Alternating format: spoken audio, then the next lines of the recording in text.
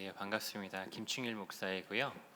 제가 신학을 하기 전부터 해서 계속해서 이단 사역을 하고 있는데, 제가 신천지에서 과거에 6년 정도 간부로 활동을 했던 경험 때문에 하나님께서 과거 저와 같은 사람들을 향한 긍휼한 마음을 허락해 주셔서 이단 사역을 하게 되었습니다. 제가 신천지 있을 때 주로 많이 했던 일이 전도 관련된 업무였어요. 끝까지 이제 전도 교관으로 전도 훈련하고 교육하고 실질적인 전도 책임자로 있었기 때문에 관련된 이야기를 조금 더 상세하게 드릴 수 있을 것 같습니다. 오늘 시간을 통해서 이단에 빠지지 않는 건강한 교회가 되는 시간이 되었으면 좋겠습니다. 제가 신천지 있다가 나와서 가장 많이 들었던 질문이 있어요. 그게 뭐냐면 거기 왜 빠졌어요? 라는 질문이더라고요. 거기 왜 빠졌는지를 왜 물어보는지 보니까 이단에 빠지는 걸 잘 이해를 못 하시더라고요. 그래서 이단은 정말 흉악한 집단이야 이러면서도 거기 빠지는 거는 너무 이상한 일이라서 나는 거기 빠질 것 같지 않다 이렇게 생각을 하시더라고요. 그래서 빠졌다는 사람이 딱 있으니까 저 사람은 왜 빠졌을까? 왜 빠졌을까라고 물어보는 걸 보면 그래도 좀 다행입니다. 빠질 것처럼 보이진 않았기 때문에 물어본 거라고 생각을 하고 있고, 혹시 같은 질문이 좀 드십니까? 네, 보통 이단에 빠지는 문제에 대해서는 잘 이해를 하지 못합니다. 근데 왜 그러냐면 여러분들께서 직접 경험해보지 못하셨기도 하고, 이단들이 하는 행태나 모습들이 우리가 좀 그렇게 어떻게 빠질만하게 좀 설득력 있어 보이지 않기 때문입니다. 여러분 코로나 때 또 신천지 이야기를 많이 들으셨죠? 신천지 얘기 들어보시니까 와 저기 쏙 빠지게 생겼다 이러던가요? 거기 너무 이상하다 이러지 않습니까? 근데 여러분 그렇게 이상하게 보이는 신천지에 얼마나 되는 사람이 혹시 빠졌는지 알고 계신가요? 예, 신천지 약 한 30만 명 정도 이야기를 하고 있고요. 더군다나 더 큰 문제는 뭐냐면 계속해서 성장을 하고 있어요. 제가 신천지 포항교회에서 활동을 했었는데 대학교가 거기였거든요. 제가 처음 신천지 포항교회 갔을 때 숫자가 69명이었습니다. 근데 한 6년 정도 활동하고 나올 때는 400명 정도 되는 교회가 돼 있었어요. 그리고 지금은 정확히는 모르겠습니다만 한 2, 3천 명 정도 되는 교회가 된 것으로 알고 있습니다. 신천지 전체적인 숫자로 보더라도 제가 2005년도에 처음 갔을 때 2만 명 조금 넘는 숫자였어요. 근데 나올 때 7만 명이었고 지금 30만 명이 됐습니다. 그 성장세가 좀 어떠신 것 같으신가요? 굉장히 빠른 속도로 성장을 하고 있습니다. 여러분께 생각하시는 것처럼 그렇게 말도 안 되는 단체인데 사람들이 그렇게 많이 빠져 있고 또 지금도 성장을 하고 있다라는 것은 이상한 일이지요. 근데 사실 사람들이 그렇게 빠지고 있다라는 것은 그만한 이유가 있는 겁니다. 예를 들어서 여러분 그 여행을 가면 보통 그 지역에서 맛있는 맛집을 찾아가요, 그죠? 전주에 가면 뭐 드시겠습니까? 네, 제가 이제 고등학교 학창 시절을 전주에서 보냈는데 전주 여행 가면 꼭 어느 비빔밥집 맛있냐고 전화가 오더라고요. 근데 지금 전주 살면서 비빔밥집을 잘 안 갔거든요. 그래 저는 잘 모른다고 인터넷 찾아보라고 얘기를 하는데, 왜냐하면 비빔밥집이 너무 많아요. 뭐 어디가 맛있는지 모르니까. 근데 어느 집은 사람이 길게 줄을 서 있고 어느 집은 똑같은 비빔밥집인데 사람이 하나도 없어요. 그럼 어디로 가서 식사를 하시겠어요? 사람이 많이 있는 곳으로 가시겠습니까? 기다려야 되는데 왜 그럴까요? 안 먹어봤는데 맛있을 거라고 생각을 왜 하십니까? 사람이 많으면 그만한 이유가 있을 거라 생각합니다. 여러분 지금 정통 교회에 비해서 이단 단체들이 그렇게 사람이 몰려가는 식당처럼 되어가고 있는 겁니다. 물론 코로나 기간에도 교회는 성장하지 않았는데 신천지는 성장을 했어요. 여러분 그 코로나 직격탄을 신천지가 맞았었거든요. 왜냐하면 그 코로나 기간에 모든 언론이 신천지에 대해서 다 다뤘어요. 그러니까 그들이 가지고 있는 전도 전략이 다 알려져 버렸습니다. 더군다나 신천지가 전도를 하려고 사용하는 센터라든지 복음방 장소라든지 이런 기관 시설들이 문을 다 닫아버렸어요. 여기 더 이상 성장하기 어렵겠다 했는데 코로나 기간에도 신천지가 2만 명씩 성장을 했습니다. 코로나 전에는 4만 명 이상씩 매년 성장을 하고 있었고요. 성장세가 조금 꺾였어도 여전히 성장을 해왔어요. 그러면 거기는 왜 사람들이 계속해서 빠질까? 여러분 그 이해가 좀 안 되실 수 있습니다만 사실 신천지 성격 공부를 접하면 굉장히 높은 확률로 사람들이 이단에 빠지게 됩니다. 제가 있을 때 전국 평균이 70%가량 됐습니다. 어떤 비율이냐면 신천지 성격 공부를 시작해서 끝까지 배운 사람의 비율이 70% 정도 됐어요. 6개월짜리 성격 공부 과정을. 끝까지 배운 사람 중에는 몇 프로나 빠질까요? 제 경험상 100% 빠졌습니다. 그러면 나머지 30%는 어떤 사람들이냐면 6개월짜리 성경 공부잖아요. 듣다가 중간에 이게 신천지라는 것을 누군가를 통해서 알게 된 경우가 대부분이었습니다. 사실 실제적으로 이게 이단이다, 이상한 것 같다라고 분별해서 그만두는 사람은 얼마 되지 않았어요. 그럼 여러분은 30% 안에 속할 확률이 높을까요? 70% 속할 확률이 높을까요? 그래서 이단 문제는 내가 장담할 수 없는 문제예요. 그리고 여러분, 이단에 대해서는 성경에서 여러 번 반복해서 강조해서 주의하라라고 경고를 하고 있습니다. 사복음서에도 다 있고요, 고린도후서에도 있고, 오늘 본문 말씀인 데살로니가후서에서도 마지막 때에 대해서 경계할 때 뭐라고 하냐면 누가 어떻게 하여도 너희가 미혹되지 말아라. 예수님 오시기 전에 반드시 대적하는 자가, 불법하는 자가 나타나서 우리를 미혹할 거라고 우리에게 권면하고 있습니다. 그래서 우리가 성경대로 신앙생활 하려면 뭐 해야 정상이냐면 이단을 조심하고 경계해야 되는 것이 정상입니다. 여러분, 빠질 만한 위협이 전혀 없는데 우리에게 조심하라고 말할 필요가 있을까요? 근데 빠질 만한 위협이 있기 때문에 조심하라고 성경이 우리에게 경고하고 있는 것입니다. 그래서 오늘 시간을 통해서 다들 이단에 대해서 잘 경계하시고 조심하시는 경계심이 길러지는 시간이 되었으면 좋겠습니다. 그러면 그 말도 안 되는 이단단체 신천지에 왜 빠지냐? 신천지에 빠진 이유에 대해서는 뭐라고 얘기하냐면 그 성경 공부 때문에 빠집니다. 그 성경 공부 과정을 처음부터 끝까지 배우면 대부분 미혹이 돼요. 더군다나 여러분, 저 같은 경우도 마찬가지고 성경 공부를 배우고 나니까 그 말씀이 믿어져서 신천지에 갔어요. 그리고 나서 제가 수백 명이 전도되는 과정을 지켜봤겠죠. 교회가 성장을 하면서. 근데 다른 사람들도 듣기만 하면 뭐 하는 거냐면 듣고 인정을 하는 거예요. 그럼 더더욱더 저의 선택에 뭘 가지게 될까요?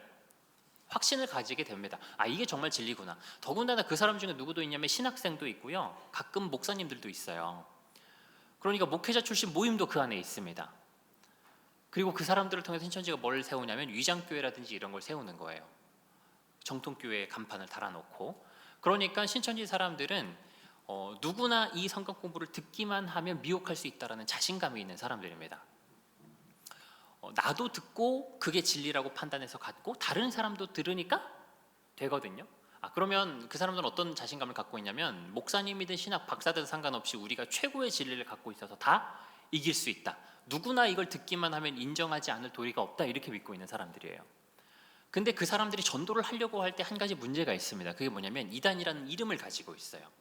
여러분, 누가 와서 제가 여호와의 증인인데요, 우리 성경 공부가 진리니까 한번 들어보세요 하면 들으실 분 계십니까? 제가 신천지인데요, 우리께 진리니까 한번 들어보세요 하면 들으실 분 계십니까? 잘 안 계시죠? 그러니까 원래 이단들이 보통은 어떻게 하냐면, 예를 그 하나님의 교회 세계 복음 선교 협회 하면 어딘지 아십니까? 잘 모르시네요. 이걸 알리는 것도 사실 이방이 되거든요. 이게 안상홍 증인회 교회 이름이에요. 그래서 이 이름이 이단이라는 것이 알려지게 되면 어떻게 되냐면 더 이상 성장하기가 어려워져요.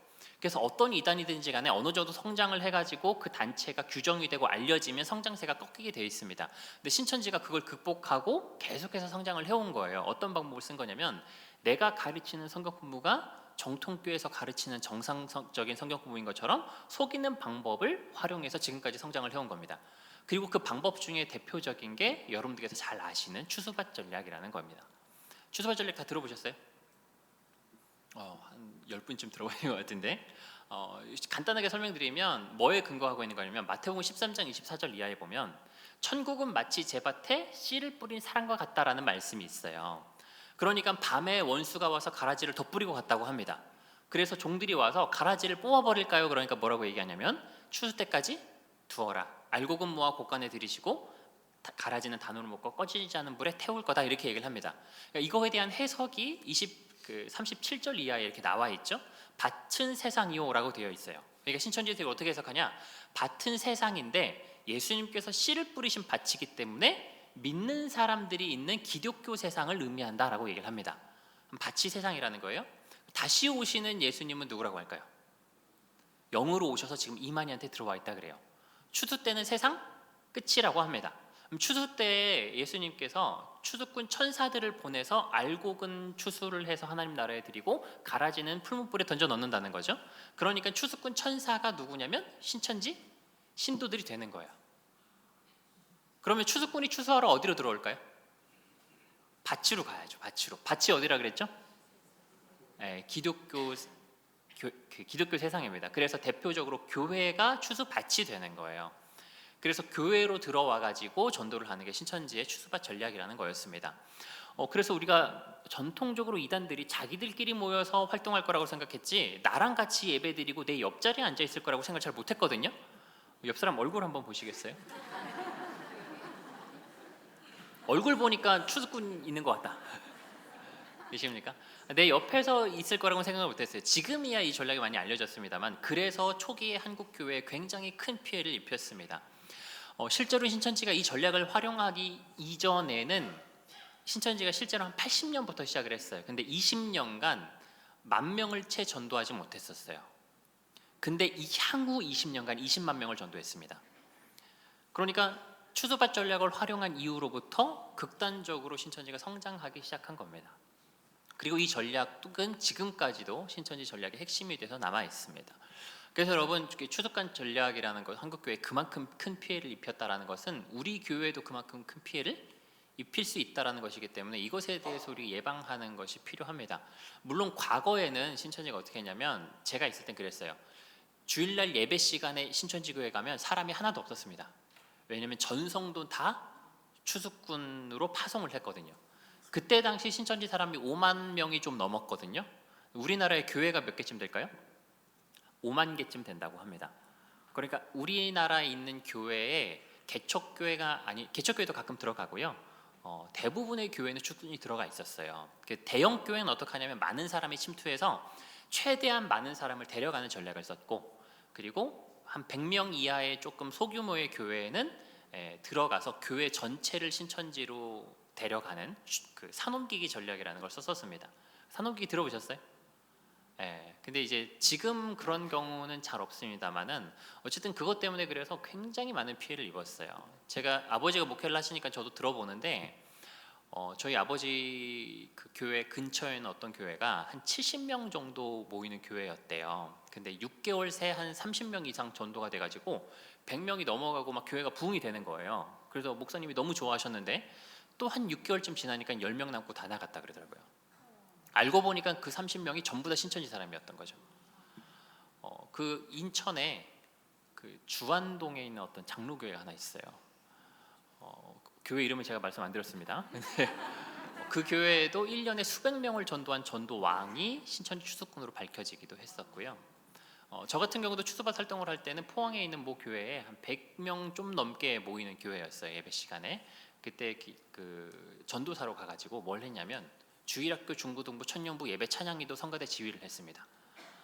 그러니까 주일날에 9시 전부터 가가지고 밤 9시까지 12시간 이상을 교회에서 보내면서 추수꾼 활동을 했어요. 그러니까 자연스럽게 제가 뭘 했냐면, 교육부서를 다 맡고 있으니까 교육부서 설교를 다 누가 했을까요? 신천지 사람이 했습니다. 그 일반적으로 쓰는 방법은 아닙니다만 그때 제가 굉장히 교만해가지고 실패할 리가 없다 이렇게 생각을 해가지고 어떻게 했냐면, 목사님한테 가가지고, 목사님, 우리 고3 친구들이 공부도 중요한데 대학 가면은 이제 훨씬 더 많은 유혹에 마주하게 될 텐데 신앙을 먼저 좀 바로 세우기 위해서 성경 공부를 좀 했으면 좋겠습니다. 그러니까 목사님께서 너무 좋지요, 성경 공부하면 좋지 그러시더라고요. 어떻게 할까요? 그러니까 전도사님 알아서 하세요. 그래서 교회로 불러다가 교회에서 신천지 공부를 시키기도 했어요. 그래서 여러분, 추수밭꾼이 있다면 교회에 굉장히 큰 피해를 입혀요. 물론 과거만큼 활발하게 활동하고 있지 않다 하더라도 실제로 교회 안에 추수꾼이 있다면 그 교회는 지속적으로 계속해서 커다란 피해를 입을 수밖에 없습니다. 그리고 추수꾼을 파송하지 않는다고 할지라도 신천지는 기본적으로 추수꾼이 계속해서 늘어나는 구조를 가지고 있어요. 왜냐하면 신천지에 만약에 코로나 전에 4만 명이 빠졌어요. 그럼 그 중에 교회에 원래 다니던 사람이 몇 명이나 될까요? 옛날에는 99% 이상이 원래 교회 다니던 사람이 신천지로 갔거든요. 지금은 아무나 막 이렇게 하기 때문에 교회 안 다니는 사람 비율이 굉장히 높아졌습니다. 근데 그렇다고 할지라도 4만 명이 빠졌는데 그 중에 2만 명이 교회 다니는 사람이었다고 해봅시다. 그럼 2만 명이 원래 다니던 교회가 있어요. 근데 신천지로 미혹이 됐어요. 그럼 우리 교회를 안 나올까요? 아니면 계속 나오면서 신천지 활동을 할까요? 계속 나오는 거예요. 그러니까 신천지에 새로운 사람이 포교되는 한 투입시키지 않더라도 추수꾼이 생깁니다. 이걸 출신 추수꾼이라고 하는데, 이런 추수꾼들은 더더욱더 잡기가 어렵죠. 왜냐하면 우리 교회 30년 동안 다니다가 30년째 되는 해에 신천지로 빠졌어요. 그럼 그 사람이 추수꾼이 되는 거거든요. 그래서 추수꾼은 사실 계속해서 생겨나고 있기 때문에 우리 교회 안에도 얼마든지 있을 수 있습니다. 그리고 새신자가 많이 등록하는 교회일수록 좀 취약한 부분이 있어요. 들어보니까 여기 새 가족이 자주 온다 그러더라고요. 새 가족 오실 때 의심의 눈초리로 보지는 않으셔도 되는데, 우리가 추수꾼의 활동에 대해서 조심하시긴 해야 되는 겁니다. 그럼 여러분, 그럼 이런 신천지의 활동에 대해서 우리가 교회를 보호하고 우리 자신의 신앙을 보호해야 되는데, 그럼 어떻게 해서 그 이단에 안 빠지고 교회를 보호할 수 있을까요? 아까 말씀드렸다시피 신천지 왜 빠진다 그랬죠? 성경 공부를 통해서 빠진다고 했어요. 그럼 그 사람들이 전도를 하는 목적은 뭘까요? 성경 공부를 시키는 거예요. 근데 시킬 때 문제점이 있다고 했습니다. 그게 뭐였죠? 이단이라는 이름이 문제였어요. 그래서 그들의 목적은 뭐냐면 속여서 성경 공부를 듣게 하는 게 그들의 목적입니다. 속여서 성경 공부를 듣게 하는 것. 내가 마치 정통교회 소속인 것처럼 정통교회 소속으로 속이기 위해서 침투도 하는 거고요. 속이기 위해서 신학교회도 가고 속이기 위해서 위장 단체를 만드는 겁니다. 그러면 결국에는 그들의 모든 활동은 뭐로 귀결되게 되어 있냐면 교회 밖 성경 공부로 연결이 되게 되어 있는 거예요. 그래서 여러분, 이단 예방할 때 반드시 이 얘기를 합니다. 교회 밖에서 뭐 하지 마십시오. 성경 공부하지 마십시오라고 이야기를 하는 겁니다. 그럼 이제 그들이 어떻게 전도를 하는 거냐면 교회 밖에서 성경 공부하면 안 된다고 알고 있는 사람들을 속여서 성경 공부를 듣게 만드는 게 그들의 목적인 거예요. 근데 여러분, 교회 밖에서 성경 공부하지 말라는 얘기 안 들어보셨어요? 다 들어보셨죠? 이거는 이미 한 10년 전부터 안 들어본 사람이 없어요, 한국교회에. 그런데도 이단들이 계속 성장했다는 것은 이야기를 듣고도 사람들이 뭐 했다는 거예요? 밖에 가서 어떻게든 성경 공부를 했다는 겁니다. 교회 건 안 하면서. 그러니까 이제 교회 밖에서 왜 그렇게 하게 되냐? 그들이 가지고 있는 전략 때문에 그렇습니다. 그들이 먼저 어떻게 하냐면 신뢰관계를 형성을 해요. 그래서 어떻게 하는 거냐면 예외의 경우를 만드는 겁니다. 교회 밖에 성경 공부하지 않아야 되는 이유는 누구 만날 수 있으니까, 이단 만날 수 있기 때문인데, 이 사람은 이단이 아닌 게 확실하니까 괜찮아라는 신뢰를 심겨줘서 공부를 시작하게 하는 거예요. 그래서 여러분, 교회 밖 성경 공부에 대해서는 뭐를 두면 안 되냐면 예외의 경우를 두시면 안 됩니다. 그래서 작정하고 속이려고 하면 안 속일 수 있는 사람이 없어요. 그럼 한 명 속이는데 몇 명쯤 투입될 것 같으세요? 최소 5-6명 정도는 투입이 되고요. 10명, 20명 정도 투입되는 건 예사로운 일입니다. 그리고 제가 신천지 안에서 경험했던 것 중에 가장 큰 케이스는, 안에서 들었던 것 중에 3,000명이 투입된 케이스가 있어요. 그러니까 위장 집회를 열었어요. 어떤 식으로 하냐면 위장 단체가 있잖아요. 그럼 여러분, 유명한 강사분들은 교회를 다 알아보면서 초빙됐을 때 가기가 좀 어렵습니다. 그냥 정상적인 교회인 줄 알고 갈 수 있어요. 정상적인 단체인 줄 알고. 그러니까 유명한 강사를 초빙을 해가지고 자기네가 집회를 열어요. 그러면 유명한 사람이 하는 거니까 그거는 이단 집회가 아니다라는 안심하고 갈 수 있겠죠? 하고 가서 어떻게 하는 거냐면 그 집회에 후속 프로그램이 있다라고 안내를 해서 신천지 공부를 하는 겁니다. 그런 식으로 그리고 이제 속이기 위해서 할 수 있는 방법을 다 활용을 하는 건데, 예를 들면 뭐 같은 것도 만드냐면 신분증 같은 것도 만듭니다. 그래서 안에 있을 때 실제로 어느 상담사다 그래서 상담사 신분증을 자기 가명을 넣어서 만든 경우도 있었고, 신학생이라고 하면 신학생인 것처럼 신분증도 만들어요. 그리고 그 사람한테 그 사람의 신분을 확인할 만한 경험을 시켜주는 거예요. 예를 들어서 어디 신학생이다 그랬으면 그 신학교 가면 그 친구를 만날 수 있어요. 어떻게 하는 거냐면 그 사람이 오는 시간에 맞춰서 어떤 대형 강의 같은 데 들어가서 도강을 하는 거예요. 그리고 수업이 마치고 나오는 모습을 그 사람이 딱 보여줍니다. 이 사람 신학교에서 수업 듣는 사람이네? 라고 인지를 시켜주는 거죠. 그리고 그 학교에 있는 카페에서 그 교제를 할 때 학생들이 지나가면서 인사를 하는 거예요. 전도사님 안녕하세요. 안녕하세요. 우리 어떤 수업에서 만났잖아요. 그래서 이렇게 인사를 하고 지나갑니다. 그러니까 이 사람이 이 학교 다니는 사람이구나. 교수라고 사칭을 했으면 또 그 학교에 가서 교수를 만나고, 길가를 지나가는 사람들이 그 사람한테 인사를 해서 교수님 안녕하세요. 누가 인사하는 걸까요? 신천지 사람들이 하는 거예요. 어떤 경우도 있었냐면 이런 경우는 약간 좀 극단적인 사례긴 한데 새벽 예배를 잘 나오는 분이었나 봐요. 근데 이제 그 사람이 성경 공부를 하겠다고 해놓고서 자기 사업 일이 바빠지니까 성경 공부를 안 하려 그래요. 그러니까 성경 공부를 계속 하기 위해서 어떻게 했냐면 그 교회에 있는 다른 어떤 사람을 통해서 꿈 이야기를 들려줍니다. 꿈을 좀 잘 믿는 사람들도 있죠. 제가 꿈을 꿨는데 집사님 아무래도 하나님이 보여주신 꿈인 것 같아. 근데 교통사고 날 것 같다고 어떤 꿈을 꿨는데 교통사고 날 것 같은데 운전 좀 조심하셔요. 꿈을 잘 믿는 사람이 계속 뭐 할까요? 생각이 나겠죠. 근데 그렇지 않아도 찝찝한 기분을 가지고 운전을 하는데 앞에 빨간불 신호가 걸려가지고 딱 섰는데 뒤에서 누가 와서 차를 팡 박아가지고 사고가 나서 병원에 가게 됐어요. 그때 무슨 생각이 날까요? 꿈 있다던데 진짜로 딱 꿈꾼 생각이 나겠죠? 왜 그 꿈을 꿨냐? 하나님께서 집사님이 하나님 뜻대로 안 하고 자기 일 이렇게 하고 그러니까 하나님이 좀 혼내시는 것 같다고 이런 이야기를 하는 겁니다. 그럼 누가 사고 냈을까요? 신천지에 30만 명이 있어요. 그러니까 이제 어떤 방법을 다 동원해서라도 뭐 하게 하려는 거냐면 믿게 만들어서 성경 공부를 하게 하려는 것이 그들의 목적입니다. 그래서 교회 밖 성경 공부에 뭘 두시면 안 되냐면 예외를 두시면 안 된다는 겁니다. 왜냐하면 작정하고 속이려고 들면 못 속일 사람이 없기 때문에 그래요. 그래서 저 같은 경우는 어떻게 했냐면 제가 교육부서를 맡았을 때는 저희 학생들한테 이렇게 얘기했어요. 내가 너한테 성경 공부를 가르쳐준다 그래도 절대로 하지 말아라. 개별적으로 해준다 그러면 절대로 하지 말아라 그랬습니다. 왜냐하면 교회에서 공식적으로 하는 게 아니라면 위험할 수 있기 때문에 그래요. 그 사람이 만약에 저랑 그 성경 공부를 한 경험 때문에 다른 교회에 갔을 때 그런 성경 공부에 거부감을 가지지 않을 수 있단 말이죠. 그래서 교회 밖에서 교회에서 공식적으로 진행하는 성경 공부가 아니라면 절대로 하시면 안 되고 우리가 이단들을 대처할 때는 기본적으로 교회 중심의 신앙생활을 하실 필요가 있습니다. 신천지가 성경 공부를 배우게 하는 전략에 대해서 간단하게 좀 설명을 드리려고 하는데 일단 기본적으로 찾기, 맺기, 따기, 복음방 그리고 센터 인도를 하게 되어 있습니다. 찾기 단계는 뭐냐면 전도 대상자를 물색하는 과정이에요. 일단 기본적으로 신천지에 딱 빠지게 되면 처음에는 누굴 대상으로 하냐면 원래 알고 있던 지인들을 대상으로 합니다. 이때가 성공률이 제일 높아요. 왜냐하면 이미 뭐가 형성이 되어 있을까요? 신뢰관계가 형성이 되어 있어요. 신뢰관계 형성이 되어 있으니까 그 사람을 통해서 인도되는 신앙 모임이나 성경 공부에 사람들이 더 안심하고 갈 수가 있습니다. 그래서 성공률이 높고요. 근데 지인들을 다 건드려 봤어. 이제 그 사람들은 그때부터 뭐 해야 되냐면 새로운 사람을 만나서 사귀어야 됩니다. 그래서 새로운 사람을 만나는 모든 전략을 찾기 전략이라고 하고요. 이것 중에 하나가 아까 말씀드렸던 추수밭 전략도 찾기 전략 중에 하나입니다.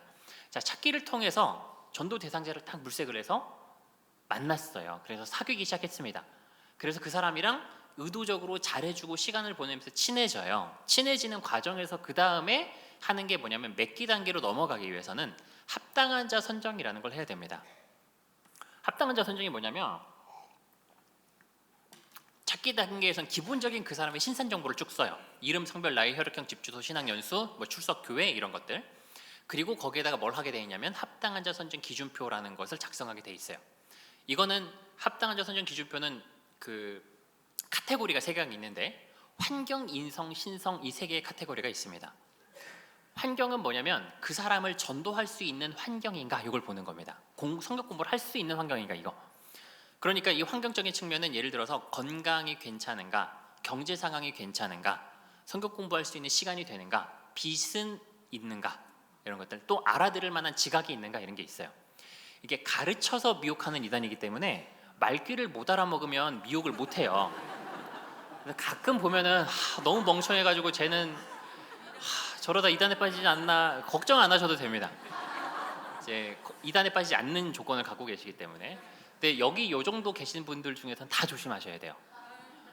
알아들을 만한 지각이 없다 그러면 안 됩니다. 이게 일단 거기에 있는 모든 항목들에 대해서 뭘 하게 되냐면 점수를 매겨요. 일정 점수 이상을 다 취득을 해야 됩니다. 점수가 안 되면 그 점수를 높이기 위해서 노력하고 전략을 써야 돼요. 인성적인 부분은 뭐냐면 그 사람의 됨됨이를 보는 겁니다. 그래서 신천지에서도 이만희가 맨날 하는 얘기가 있어요. 착하고 똑똑한 사람 데려와라 그래요. 그래서 신천지에 보면 이만희가 제일 멍청한 것 같아요. 똑똑한 사람을 데려가니까. 어쨌든 가지고 인성은 뭐 주관이 뚜렷한가, 약속을 잘 지키는 사람인가, 주변에서의 평판은 어떤가, 이런 것들을 보면서 점수를 매깁니다. 그리고 신성은 뭐냐면 신앙심을 봐요. 주일날 예배 참석 잘 하는가, 뭐 교회에서의 평판이 어떤가, 뭐 그리고 하나님을 사랑하는 마음이 있는가, 하나님을 두려워할 줄 아는가, 이런 것들입니다. 그래서 종합적으로는 어떤 사람 데려가요? 착하고 똑똑하고 신앙 좋은 사람 데려가려고 하는 겁니다. 제가 갔다 온 걸 보니까 과거에는 더 까다로웠어요. 근데 지금은 막 아무나 데려가던데, 어쨌든 이제 시간이 지나면서 그 기준이 조금씩 달라지고는 있습니다만, 신천지에서 알곡과 가라지를 그걸 통해서 나름대로 나누는 거예요. 여기서 그래서 합당한 자로 여러분들이 통과가 안 되면 가고 싶다고 해도 안 받아주는 거예요. 그래서 이제 합당한 자 알곡이다 해가지고 딱 되면 그 다음 단계가 뭐냐면 따기 단계인데, 따기는 성경 공부를 시작하는 단계입니다. 이때 이제 그 성경 공부가 약속이 되면 섭외자로 등록을 해서 이때부터는 성공률을 통계를 내게 되어 있습니다.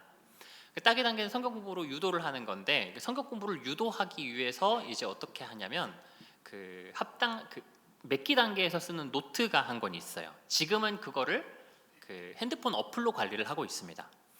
제가 원래 신천지 강의를 준비해서 온 게 아니고 이단 예방 강의를 준비하면서 와가지고 PPT를 안 보고 하고 있어요. 근데 PPT 안에 보면은 그 어플리케이션 화면이 좀 있거든요. PPT를 한번 띄워서 쭉 한번 넘겨주실까요? 죄송합니다. 어딘지 모르실 것 같은데 좀 넘기시다 보면 그 예전에는 수기로 노트 작성을 냈고 지금은 어플리케이션을 활용을 하고 있는데요. 거기에는 그 사람의 개인 정보가 다 들어간다고 보시면 돼요. 그래서 뭐 성장 배경, 가정 환경, 뭐 그 사람이 경제 상황, 건강 상황, 뭐 신앙 연수, 교회 교단은 어디고, 그 교회 목사님이 누구고, 교회 성격은 어떻고, 교회에서 이단 세미나 얼마나 했고, 이단에 대한 경계심 얼마나 있고, 신천지에 대한 인식은 얼마나 있고, 그리고 여기에 보면 또 뭐가 있냐면 그 신앙 유형이라는 게 있어요. 여러분, 우리가 신앙생활할 때 다 똑같은 모습으로 신앙생활하지 않죠.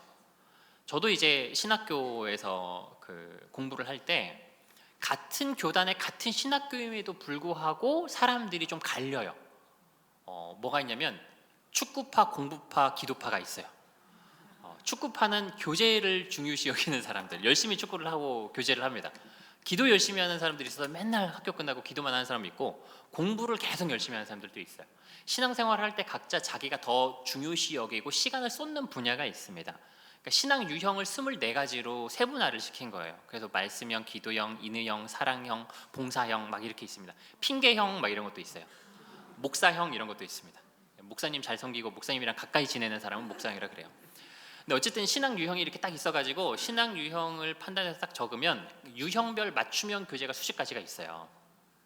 어쨌든 그래서 향후 교육을 위해서 신앙 유형도 하고 성격 유형 뭐 이런 것들 합니다.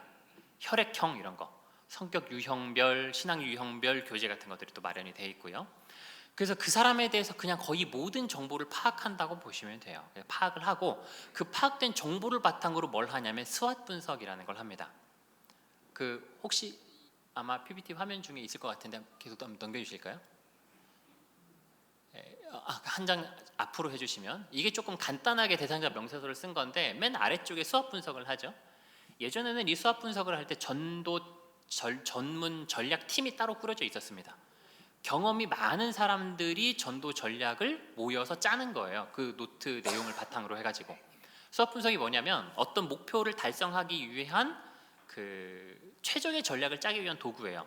내부적인 강점과 약점이 무엇인가, 외부적인 기회와 위협이 되는 상황이 무엇이 있는지를 조사를 한 다음에 그걸 바탕으로 강점과 기회를 살리고 약점과 위협을 최소화하는 전략을 짜내는 도구가 수업 분석입니다. 수업 분석을 해가지고 전략을 딱 짜요. 그래서 그 내용이 다 완성이 되면 이제 뭘 하냐면 위에 사람한테 결제를 맡아야 됩니다. 지금은 좀 간소화되긴 했는데 어쨌든 2번에서 3번 정도의 결제를 해야 돼요. 근데 윗사람이 볼 때 이 사람에 대한 조사와 전략이 적절하지 않은 것 같아. 그러면은 결제를 안 해줍니다. 그럼 조사를 계속 더 해와야 돼요. 그래서 조사를 해가지고 결제를 다 맡으면 이제 이 사람을 전도를 해도 된다는 허락이 떨어지는 거예요. 그래서 이미 수립된 전략을 실행해가지고 성격 공부로 유도를 하는 겁니다. 그래서 성격 공부를 시작하게 됐으면 그때부터 따기라고 하는 거죠. 그리고 복음방 등록이라는 걸 시킵니다. 근데 어쨌든 그래서 여러분들이 누군가한테 만약에 교회 밖 성경 공부에 제안을 받았다, 이건 무슨 의미일까요? 이미 이 과정이 다 끝난 거예요. 여러분에 대한 뒷조사가 다 끝나고 여러분들을 위한 전도 전략까지 다 수립이 된 다음에 접근을 하는 거기 때문에 잘 속을 수도 있고요. 그리고 여러분들이 그런 일을 당했다라는 의미는 뭐냐면 그렇게 정보 파악을 할 만한 사람 중에 누가 있다, 신천지 사람이 있다라는 의미를 가지고 있어요. 그래서 여러분들에 대한 정보는 이미 신천지로 노출됐기 때문에 여러분들은 앞으로 다른 인생의 환경에서 다시 또 신천지로부터 접근을 당할 수 있게 되는 겁니다. 그래서 개인 정보를 그렇게 사람들이 뭐라 해야 될까요? 파악을 해가지고 가지고 있는 거예요. 그 노트에 뭐도 있냐면 옛날에 제가 쓸 때는 육아일지라 그랬어요. 그래가지고 어떤 목적으로 이 사람을 몇 월 며칠에 만났다, 만나서 파악하게 된 정보가 무엇인지를 일지를 다 빼곡하게 정리를 해놓고 그걸 바탕으로 해서 여러분들한테 접근을 하는 것입니다. 그래서 그런 일이 있을 때는 여러분들께서 일단 뭐 하셔야 되냐면 내 가까운 사람 중에 누가 있을 수 있다, 내 정보를 빼내온 신천지가 있을 수 있다라는 걸 인식하셔야 되고, 그리고 그 사람이 누구일 수 있냐면 우리 교회 사람일 수 있는 거예요. 그래서 그런 일이 있을 때는 반드시 일단 기본적으로는 그 성경 공부나 신학 모임에 가면 될까요? 안 될까요? 안 돼요. 가면 안 됩니다. 그리고 그런 일이 있을 때는 그 다음에 어떻게 하셔야 되냐면 교회로 신고를 하셔야 되는 거예요. 근데 내가 성경 공부를 제안을 받을 때까지 그 과정에서 우리 교회 사람이 한 명이라도 껴 있었다 그러면 그 사람의 추수꾼일 확률이 농후한 거죠. 예를 들어서 이제 제가 실제로 썼던 그 전략들 중에 하나인데, 제가 학교를 다닐 때 그 학교 선배였어요. 근데 그 선배가 선교사님 아들이었습니다. 선교사님 아들인데 선교사님 아들치고는 교회만 다니고 별로 그렇게 신앙생활에 큰 관심이 없어 보이더라고요. 근데 그 형이 자기가 신학교를 가야 된대요. 처음에는 의아했어요. 형이? 그랬는데 알고 보니까 아버지가 거의 죽을 병에 걸리셨대요. 그래가지고 아버지를 살려달라고 기도하면서 뭐라고 했냐면, 아버지를 살려주시면 제가 신학을 하겠습니다. 기도를 하니까 아버지가 사신 거예요. 그래서 내가 신학을 해야 된다 이렇게 얘기를 하더라고요. 그 대화를 해보니까 그럼 어느 신학교 갈 거냐, 그리고 뭐 할 거냐 물어보니까 하나도 아는 게 없어요. 그래서 이제 그 형을 제가 전도할 때 어떻게 했냐면, 저희 학교가 포항의 한동대학교였는데 학교 안에 그 기독교 학교다 보니까 신학대학원을 가는 사람들이 꽤 있었어요. 그리고 신학대학원을 준비하는 사람들의 어떤 커뮤니티가 있었습니다. 그러면 우리가 그 신학대학원 준비하는 사람들 모임에 한번 가가지고 거기서 정보를 좀 얻고 도움을 구하자. 나도 신학교 갈 건데 나도 뭐를 잘 모르고 형도 지금 정보도 없고 아무것도 모르는 것 같으니까 우리 그 모임에 한번 갈지 않겠냐. 그러니까 형이 흔쾌히, 자기 관심사잖아요. 자기 아무것도 모르는 상황이니까. 그래서 같이 그 모임을 간 거죠. 모임에 가서 한 20명 정도가 방학 기간에 거의 매일같이 모여서 정보도 나누고 같이 이렇게 교류를 했습니다. 그런데 그 기간 동안에 누가 와서 그 모임을 도와줬냐면 학교 선배, 졸업생인데 이미 신학대학원에 진학한 선배가 와가지고 신학대학원 준비하는 거를 도와주고 가르쳐주고 지도를 좀 해주고 있었어요. 그런데 그 선배가 제가 데려온 형을 딱 보더니, 너는 준비가 너무 안 돼서 다른 사람들이랑 좀 따로 특별 교육을 시켜줘야 되겠다. 그리고 본인도 스스로 느끼기에 자기는 준비가 안 된 게 보이거든요. 그러니까 데려다가 따로 성경 공부를 시켜줬습니다. 그러다가 신천지에 갔어요.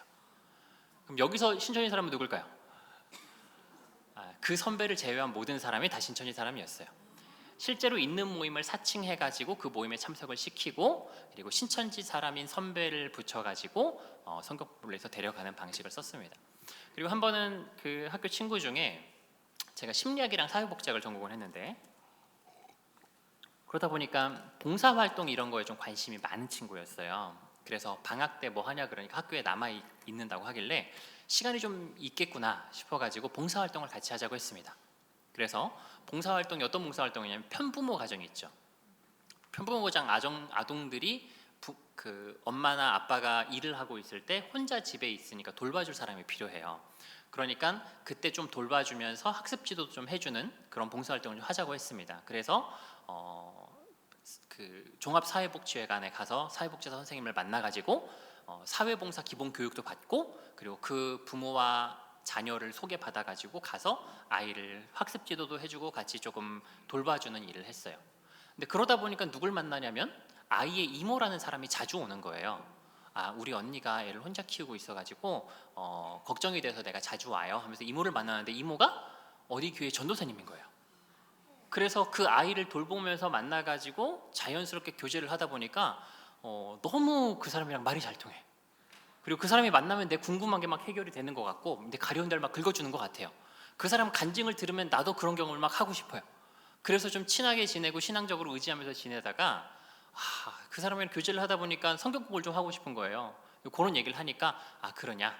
그럼 내가 개별적으로 너무 고마우니까 우리 조카 이렇게 해주니까 내가 성경 공부를 좀 해줄게 해서 성경 공부를 하는 거죠. 거기서 그 아이도 신천지 아이고요, 엄마도 신천지 사람이고 모든 사람이 다 신천지 사람이었습니다. 그러니까 한 사람을 속이기 위해서 가용한 모든 자원을 다 도입시켜가지고 성경 공부를 하도록 만드는 거예요.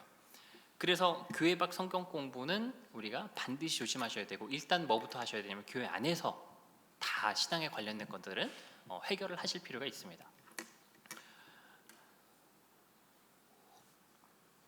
그 다음에 이제 성경 공부를 하시게 되면 여러분 그 성경 공부를 하지 말라고 했는데 하게 됐다는 건 이미 속았다는 거죠.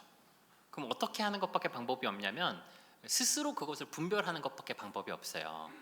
그래서 이제 신천지 성경 공부가 가지고 있는 몇 가지 특징을 좀 설명을 드리려고 합니다. 그 사람들이 성경 공부를 할 때 반드시 초반에 어떤 작업을 하게 돼 있냐면 입막음이라는 걸 하게 돼 있습니다. 그럼 입막음이 뭐냐면 너랑 내가 성경 공부하고 있는 것을 절대로 다른 사람들한테 말하지 말아라 라는 게 입막음이에요. 그럼 여러분 성경 공부는 좋은 거예요, 나쁜 거예요? 근데 굳이 말을 하면 안 되고 몰래 한다, 좀 이해가 되십니까? 이해가 안 되죠. 그래서 이거를 이해가 되게 하기 위해서 여러 가지 작전들을 짜는 겁니다. 가장 흔한 경우는 뭐냐면, 지금 가장 흔한 경우는 어떤 상담에 대한 기회가 생겼다 이렇게 얘기를 하는 거예요. 지금 그 신천지에서 사람들을 전도를 하려면 일단 신뢰관계 형성을 먼저 하거든요. 일단 인간적으로 관계를 맺고 신뢰하는 관계가 됐어요. 그 다음에 그 사람이 내가 아는 상담사 선생님이 있는데 공짜로 상담을 한번 해준다고 했어. 그래가지고 가서 상담을 받아요. 그리고 몇 회기 상담을 하기로 딱 약속을 잡았습니다. 근데 상담을 하면서 뭐라고 하는 거냐면, 너는 기독교인이니까 기독교 상담이 조금 더 효과적일 것 같은데 기독교 상담으로 한번 해볼래? 그러는 거죠. 그래요? 그럼 기독교 상담 받아볼게요. 근데 그 기독교 상담이 뭐가 되는 거냐면 신천지 성경 공부가 되는 거거든요. 근데 이제 그런 성경 공부를 소개할 때 어떤 식으로 하는 거냐면, 원래 이 과정이 한 100만 원쯤 하는 과정인데 너는 나랑 관계 때문에 내가 그냥 공짜로 해주는 거야. 근데 이 사실이 알려지면 내가 직장에서 잘릴 수가 있어. 그러니까 이거 아무한테도 말하지 말아줘, 이렇게 얘기를 하는 거죠. 그럼 그 사람한테 피해가 갈까 봐 말을 안 하게 되는 거죠. 그리고 이제 그것과 동시에 뭘 하냐면 나름대로 성경적인 근거를 가지고서 이렇게 입막음을 합니다. 제가 실제로 사용했던 멘트를 한번 들려드리려고 합니다. 입막음을 위해서. 자, 이거는 제가 말하고자 하는 메시지가 아니고 신천지에서 사용했던 성경 공부 멘트예요. 그러면서 입막음을 하는 게 목적입니다. 자, 오늘은 마태복음 6장을 함께 묵상하도록 하겠습니다. 마태복음 6장에 보면 자기의 의를 높이는 일에 대해서 경계를 하고 있어요. 그러면서 구제할 때, 기도할 때, 그리고 금식에 대한 이야기를 우리에게 하고 있습니다. 보니까 자기의 의를 높이는 일을 경계하기 위해서 구제할 때 어떻게 하라고 하죠? 오른손이 한 일을 왼손이 모르게 하여 은밀한 중에 보신 아버지께서 갚으시게 하라. 은밀한 중에 보신 아버지께서 갚으시겠다고 기록하고 있습니다. 근데 외식하는 자들은 큰 길 어기어 회당에서 다른 사람들에게 나팔불기를 좋아한다라고 기록하고 있어요. 여러분, 나팔 분다는 게 어떤 의미일까요? 드러낸다라는 의미겠죠? 네. 그러면 여러분, 혹시 내가 목사님 설교를 듣다가 이웃을 좀 섬기는 삶을 살아야 되겠다라는 마음을 가지게 됐어요. 그래가지고 봉사활동이나 구제활동을 시작했다고 합시다. 근데 마침 내가 그거 하러 가는 시간에 친한 집사님이, 집사님 우리 내가 기가 막힌 맛집을 알아냈는데 한번 같이 가요, 얘기를 하는 거예요. 근데 마침 그 시간에 내가 봉사활동하러 가야 되는 시간이에요. 그럼 뭐라고 대답하시겠어요? 나 이런 일이 있어서 다음에 봐요, 이러겠죠. 이미 뭐가 부러졌어요? 나팔이 부러졌어요. 오늘 뭐라고 기록합니까? 이미 자기의 상을 받았느니라 라고 기록하고 있습니다. 자, 오른손이 왼손이 알지 못하게 하라는 건 어떤 의미일까요? 한 손을 숨기고 해야 된다는 의미일까요?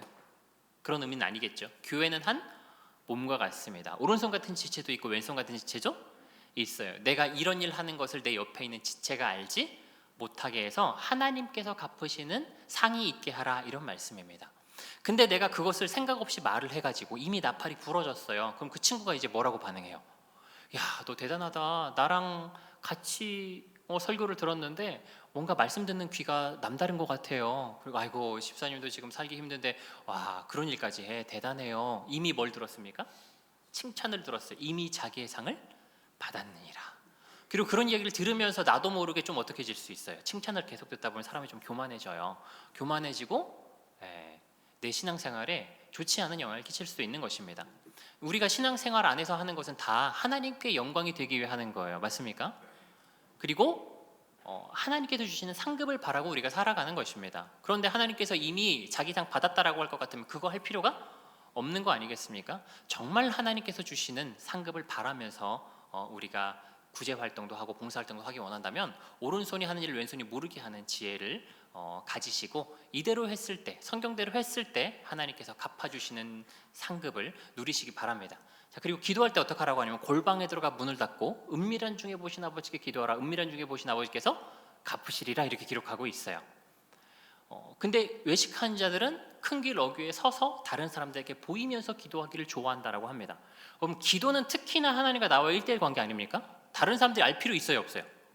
없잖아요. 근데 우리가 기도할 때 꼭 하나님 앞에서만 하지 못하는 경우가 많이 있는 것 같아요.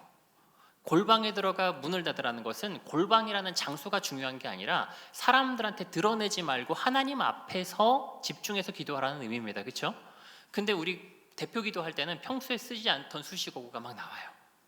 새벽 예배 나오면 한 2-30분 기도하면 할 기도 보통 끝나죠. 근데 2-30분 기도를 하고 눈을 살짝 떴는데 아직 아무도 안 나갔어요.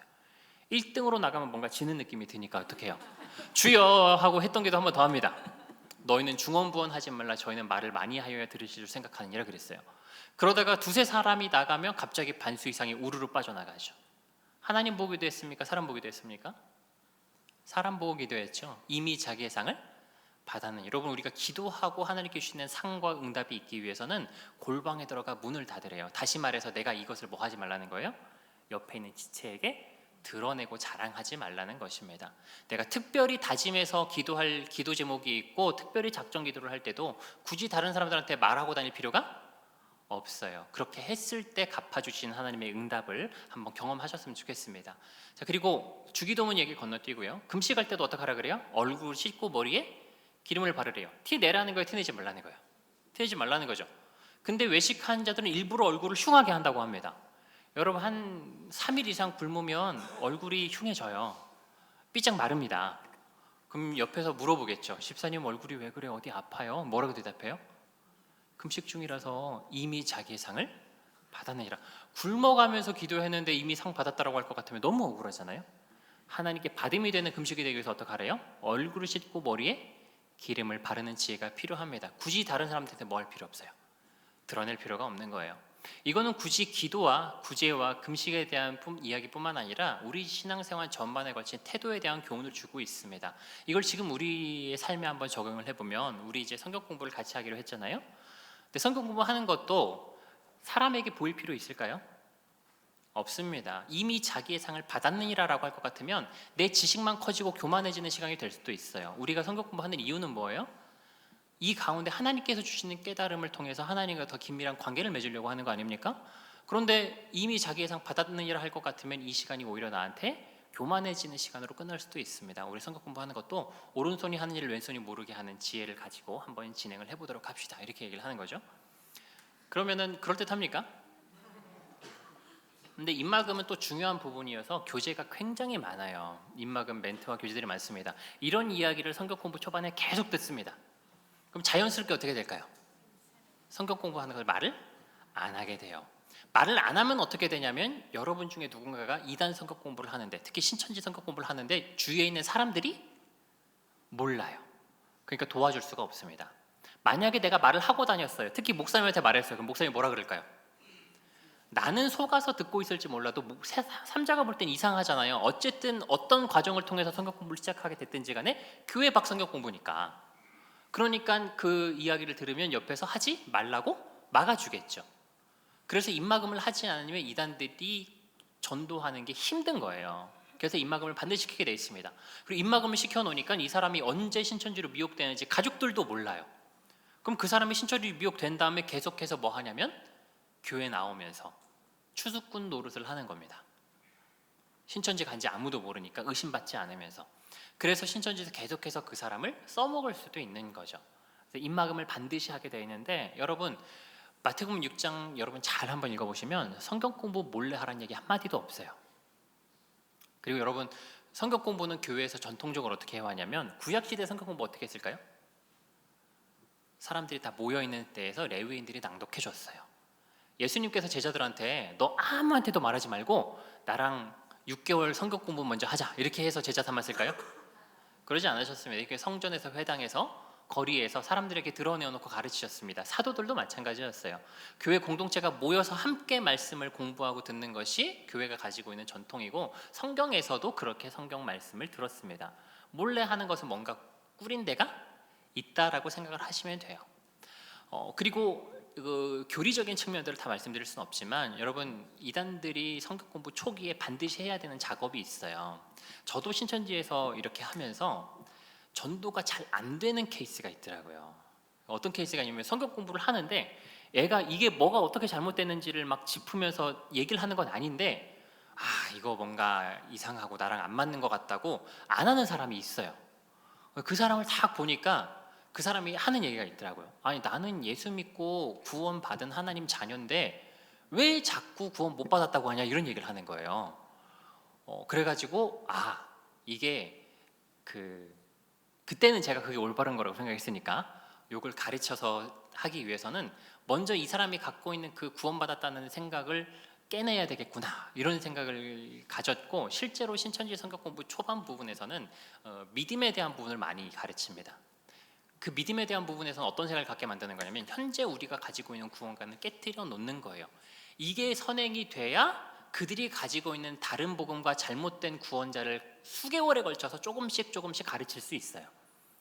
그래서 우리가 이단을 접하게 됐을 때 가장 먼저 이상하다고 느낄 수 있는 부분이 뭐냐면, 구원에 대한 부분에서 충돌이 일어납니다. 교회에서 나는 예수 믿고 하나님의 은혜로 값없이 구원받은 하나님의 자녀라고 이렇게 배웠는데, 이단 성경 공부를 배우면 너는 그딴 식으로 하면 천국 못 가고 사탄 자녀랑 똑같아, 이렇게 얘기를 하는 거고, 천국 못 갈 것 같은 지옥에 대한 두려움들이 막 생겨납니다. 그러니까 그 부분에서 뭔가 이상하다고 느끼면서도, 그들은 여러분들한테 여러분들이 왜 구원 못 받았는지 몇 시간씩 성경 구절 대가면서 가르칠 수 있는데, 우리는 어떻게 구원 받았는지 성경 구절 대가면서 30분 1시간도 잘 설명을 못 한단 말이에요. 그러니까 만났을 때 내가 잘못 알고 있었구나 하고 저버리는 경우들이 생깁니다. 혹시 이건 조금 조심스럽긴 합니다. 다른 복음이라서 신천지에서 실제로 구원관을 깨뜨려 놓기 위해서 제가 사용했던 멘트를 서론 부분만 짧게 한번 들려드릴까 하는데, 조심하셔야 돼요. 여기는 다른 복음입니다. 괜찮으시겠습니까? 이게 왜 그러냐면, 한번 맛을 보여드리는 게 아무리 설명하는 것보다 훨씬 낫더라고요. 그래서 제가 이런 멘트를 한 번씩 하는 걸 즐겨 하는데, 이건 조심스러워요. 혹시 졸고 있는 분이 한번 있으면 깨워주시고. 설교가 절대 아닙니다.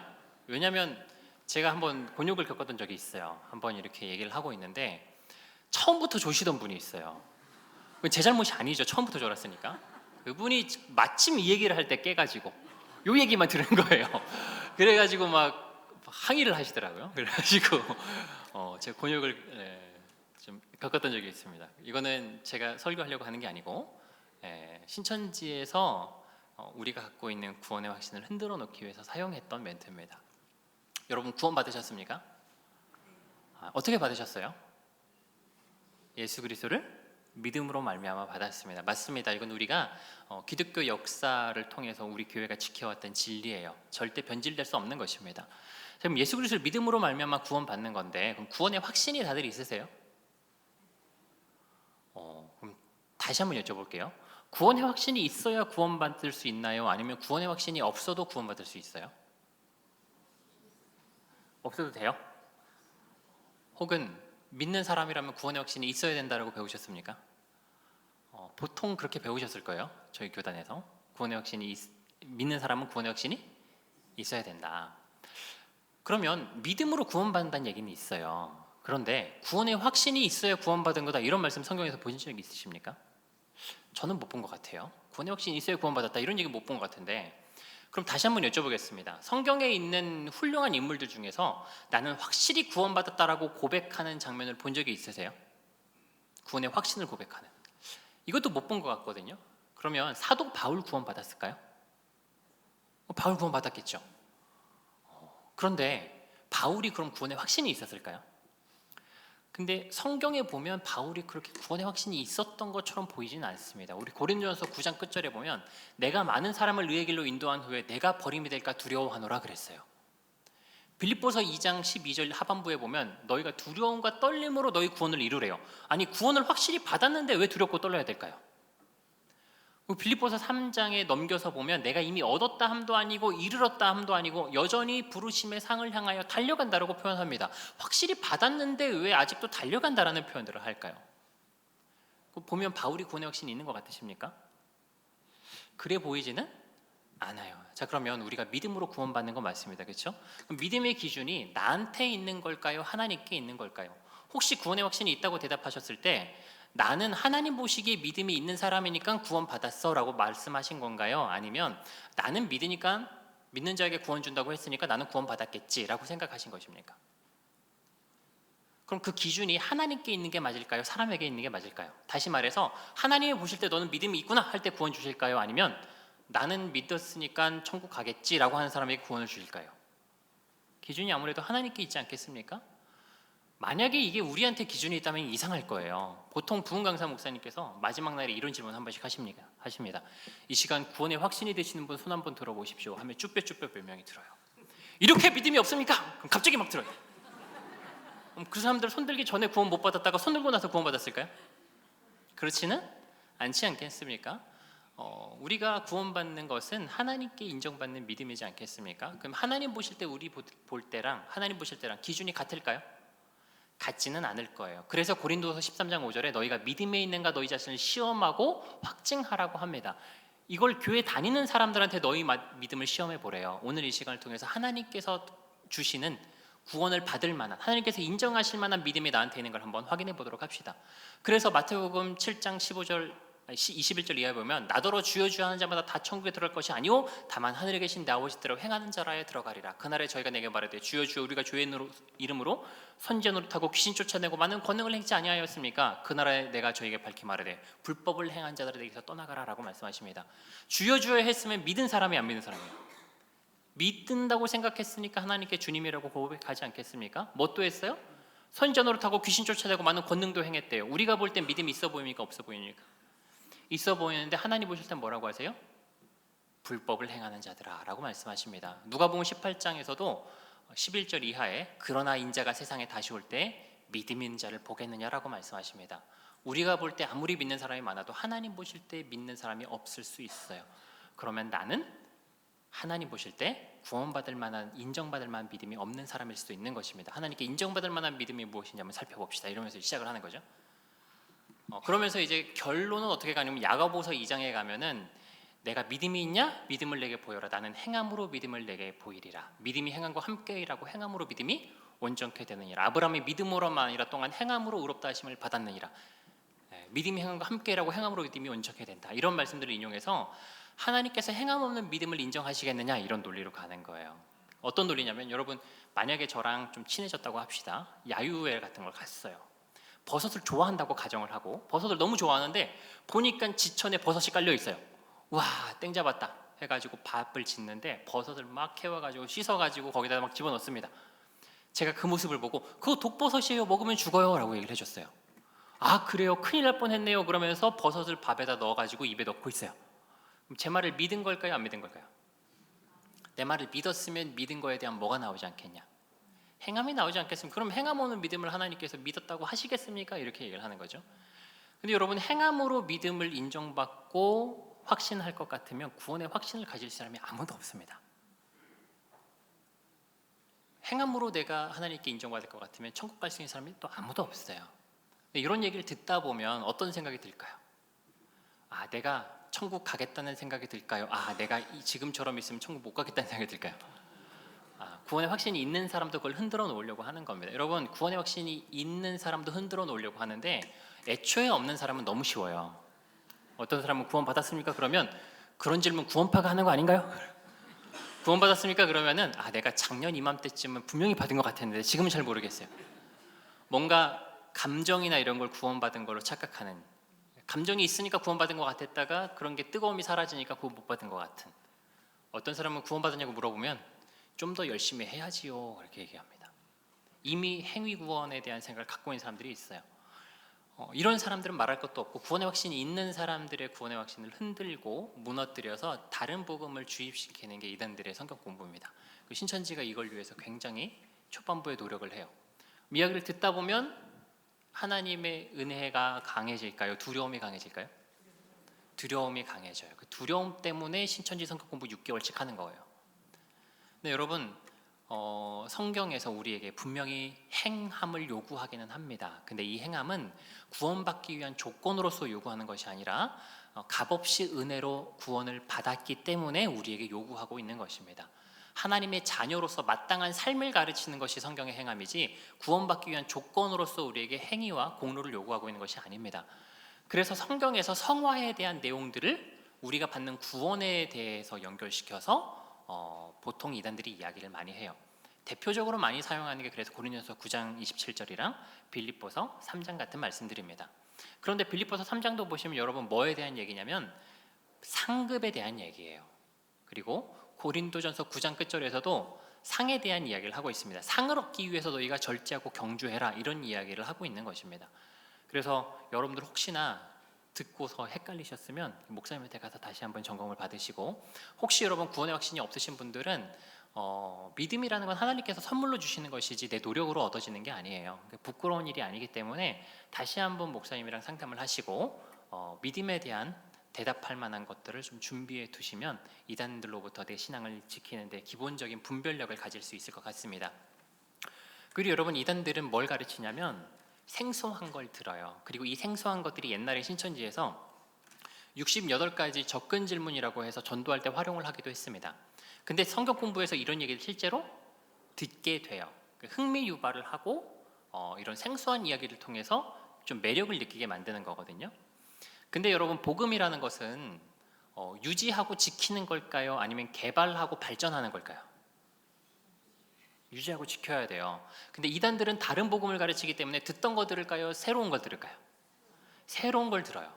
보통 새로운 걸 들으면 이건 다른 복음이야 라고 생각해야 되는데, 많은 경우 어떻게 생각해 버리냐면 야, 우리 목사님은 왜 이 기가 막힌 걸 못 가르쳐 주지, 이렇게 생각을 해요.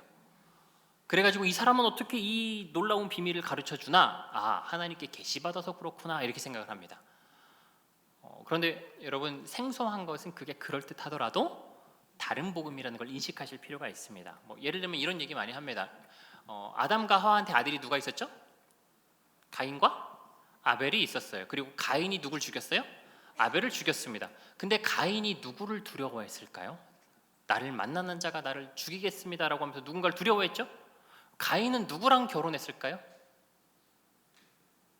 가인 아벨 있고 가인이 아벨을 죽였는데, 이런 얘기 들어보셨어요? 궁금하십니까? 이러면 빠지는 거예요. 근데 이런 거에 답이 그럴듯하게 또 설명을 막 해줘요. 이런 이야기, 혹은 크리스마스가 원래 예수님 탄생하신 날이 아닌데 들어보셨습니까? 근데 이거 모르는 사람은 예수님 태어나신 날 아닌가요? 그럼 그날은 원래 태양신 축일입니다. 그날 성탄절을 지내는 것은 우상 숭배하는 것입니다. 이거 어디서 하냐면 안상홍 집단에서 하는 얘기입니다. 그래서 성탄절 지키는 것을 우상 숭배라고 해요. 원래 여러분, 태양신 축일이 맞는데 그날 사람들이 가만 놔두면 나가서 뭐에 참여하게 되냐면 우상 숭배하는 데 참여하는 거예요. 그러니까 그날 교회는 따로 모여서 예수님께서 탄생하신 날을 기념하자, 이렇게 해서 성탄절을 그날 지키는 것입니다. 이건 아름다운 거죠. 우상 숭배에 참여하지 않기 위해서 교회가 그날을 정한 것입니다. 그런데 그걸 가지고 태양신 축일이기 때문에 우상 숭배하는 겁니다. 이런 얘기 안 들어보셨으면 아직 안상홍을 안 만나신 거예요. 근데 어쨌든 모든 이단들은 생소한 것을 가르치게 되어 있습니다. 근데 그 생소한 것들을 통하여 여러분들 미혹할 때 다른 복음이구나라는 걸 좀 인식하셨으면 좋겠고요. 마지막으로 여러분, 이단에 빠지면 삶이 저주를 받아요. 왜냐하면 여러분, 이단들은 시한부 종말론이나 조건부 종말론을 가르치거든요. 예를 들면 신천지에서는 조만간 세상이 끝난다고 생각합니다.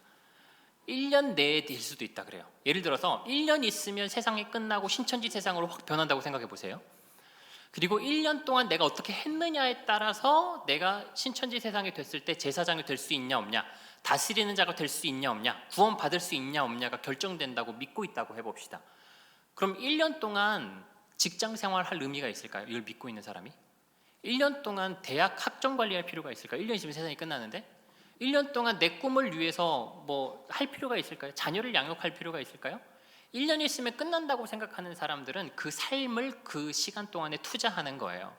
그래서 자기의 삶을 살지 못합니다. 그리고 이단들은 대부분 행위구원을 가르쳐요. 대부분이 아니고 이단들은 다 행위구원입니다.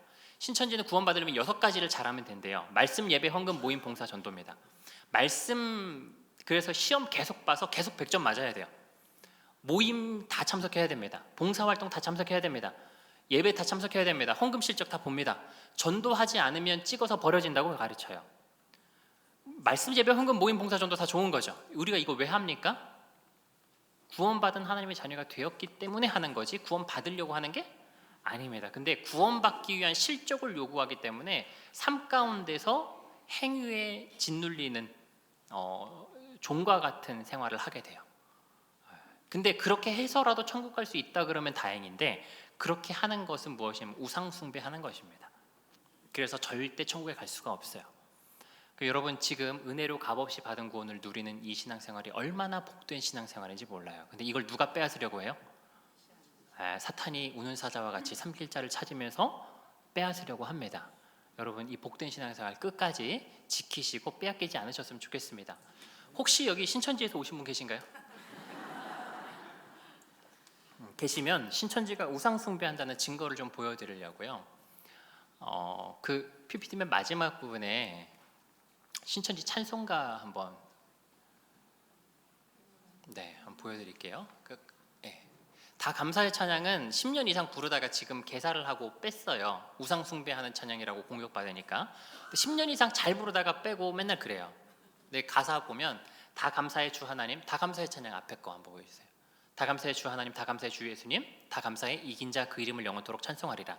이긴 자가 이만희 씨를 지칭하는 표현입니다. 명백히 사람을 뭐 하고 있어요? 찬양하고 있어요. 우상 숭배입니다. 한번 넘겨주시면 43장 후렴만 보시면 온천한 만민들아 시온산에 올라가서 오늘 나신 만이와 함께 찬양하며 경배하자 그러죠. 명백히 누구를 찬양합니까? 사람을 찬양하고 있는 거예요. 이런 찬양이 너무 많아요.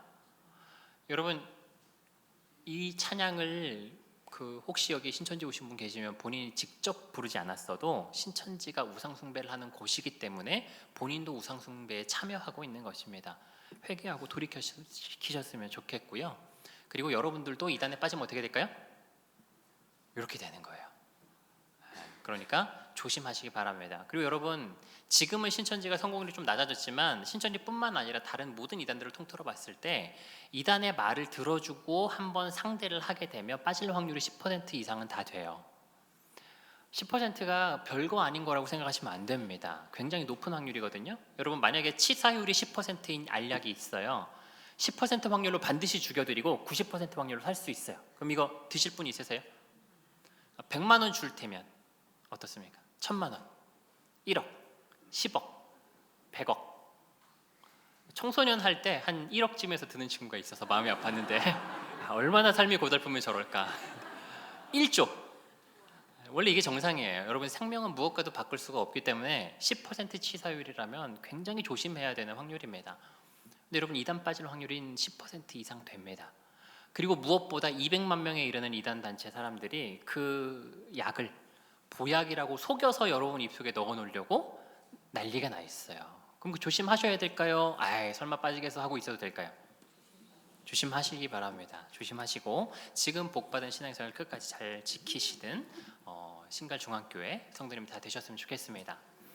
말씀 마치고 우리 잠깐 기도했으면 좋겠습니다. 우리 교회와 성도님들이 우는 사자와 같이 삼킬자를 찾는 사단의 역사 가운데서 다 지켜 보호하여 달라고 기도하시고 또 혹시 우리 공동체 가운데 우리 이웃 가운데 이단에 빠져 고통받고 있는 가족들과 피해자가 있다면 하나님의 섭리 가운데 잘 돌아와서 회복할 수 있게 해달라고 같이 기도하셨으면 좋겠습니다. 기도하시겠습니다. 사랑해 주님 감사합니다.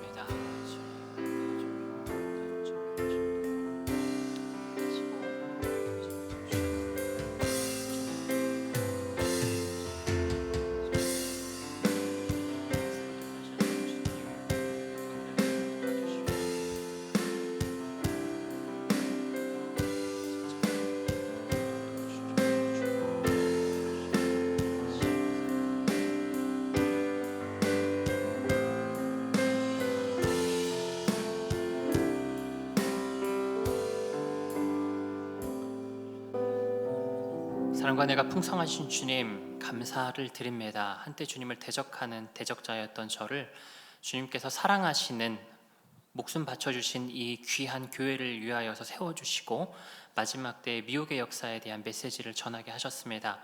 주님, 부족한 부분이 있었을지라도 성령님께서 채워주시고 듣는 사람들의 마음과 명철을 허락하여 주셔서 이단을 잘 주의하고 경계할 수 있는 성경대로 복된 신앙생활을 누릴 수 있는 모든 성도님들 다 될 수 있도록 이 시간 지키시고 축복하여 주시옵소서.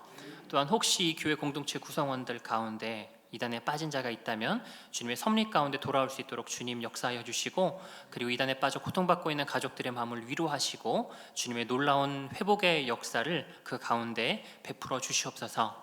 감사드리며 우리를 구원하신 예수 그리스도 이름으로 기도드립니다.